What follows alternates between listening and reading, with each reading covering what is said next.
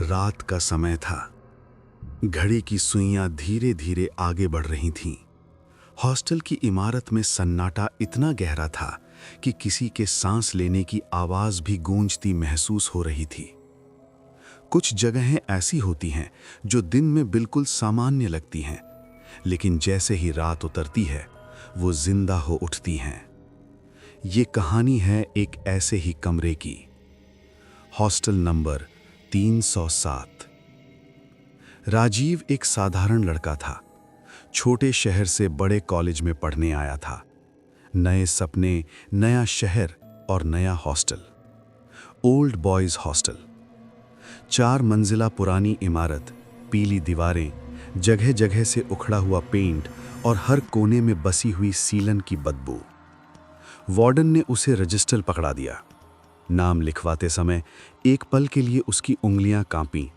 फिर बिना ऊपर देखे बोला, तुम्हारा कमरा 307? राजीव ने सिर हिलाया, लेकिन जब उसने चाबी ली तो उसने महसूस किया कि वार्डन की आंखों में डर था। तीसरी मंजिल पर पहुंचते ही हॉस्टल की आवाजें पीछे छूट गईं। न हंसी, न बातें, न मोबाइल की रिंग, सिर्फ सन्नाटा। रूम नंबर 307 कॉरिडोर के आखिरी छोर पर था। उस कमरे के सामने खड़े होते ही राजीव को लगा जैसे हवा ठंडी हो रही हो। उसने चाबी घुमाई, दरवाजा खुला। कमरा देखने में सामान्य था। एक लोहे का पलंग, पुरानी मेज, एक कुर्सी और सामने दीवार पर लगा आईना। लेकिन दीवार के कोने में कुछ ऐसा था जिसने उसका ध्यान खींच लिया। काले रंग के हाथों के निशान, जैसे किसी ने दीवार को पकड़कर दम तोड़ दिया हो। राजीव ने खुद को समझाया, पुराना हॉस्टल है, ऐसा होता है, और बत्ती बंद करके सो गया। रात के 12:07। राजीव की नींद अचानक टूट गई। दिल तेज धड़क रहा था। उसे लगा जैसे कोई उसे देख रहा हो। तभी दरवाजे पर आवाज आई, खट खट खट। राजीव उठ बैठा। कौन है? कोई जवाब नहीं। उसने डरते हुए दरवाजा खोला। कॉरिडोर खाली था। जब वो मुड़ा तो अचानक उसके कान के पास एक ठंडी सांस महसूस हुई, जैसे किसी ने फूंक मारी हो। वो पूरी रात जागता रहा। अगली रात उसने तय किया कि जल्दी सो जाएगा, लेकिन 12:07 पर कमरे की लाइट अपने आप बंद हो गई। मोबाइल जल उठा। स्क्रीन पर एक मैसेज था, ये कमरा छोड़ दो। राजीव का गला सूख गया। नेटवर्क नहीं था, वाईफाई बंद था। फिर बिस्तर के नीचे से धीमी धीमी सिसकियां आने लगीं, रोने की आवाज। राजीव ने हिम्मत जुटाई और झुककर देखा। अंधेरा, लेकिन उस अंधेरे में 2 आंखें चमक रही थीं और एक फुसफुसाती आवाज, ये मेरा कमरा है।